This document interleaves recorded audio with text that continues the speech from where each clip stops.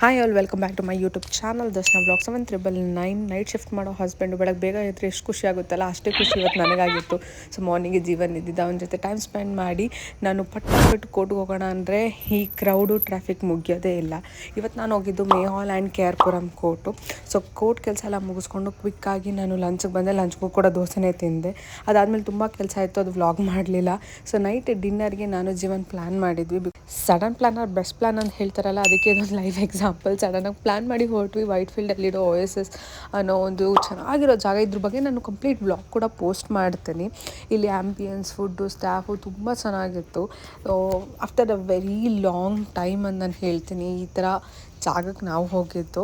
ಇಲ್ಲಾಂದರೆ usually family ಇಲ್ಲ friends ಜೊತೆನೇ ನಾವು ಹೋಗಿರೋದು. ಅದು ಬಿಟ್ಟರೆ ನಮ್ಗೆ ಗೊತ್ತಿರೋ ಜಾಗಕ್ಕೆ ಹೋಗ್ತಾಯಿದ್ವಿ. ಇದೊಂದು ಹೊಸ ಜಾಗ ಎಕ್ಸ್ಪ್ಲೋರ್ ಮಾಡೋದಕ್ಕೆ. ಇಲ್ಲಿ ನಾನು ತಿಂತಾಯಿದ್ದೆ ಗುಂಟೂರು ಕಬಾಬ್ ಮತ್ತು ಮಲಾಯಿ ಬ್ರೋಕೋಲಿ ಅಂದ್ಬಿಟ್ಟು ಟೇಸ್ಟ್ ಸಿಕ್ಕಾಪಟ್ಟೆ ಚೆನ್ನಾಗಿತ್ತು. ಅದಕ್ಕೆ ಲೆಮನ್ ಹಾಕ್ಕೊಂಡು ತಿಂತಾಯಿದ್ದೀನಿ ನಾನು. And that's all for today.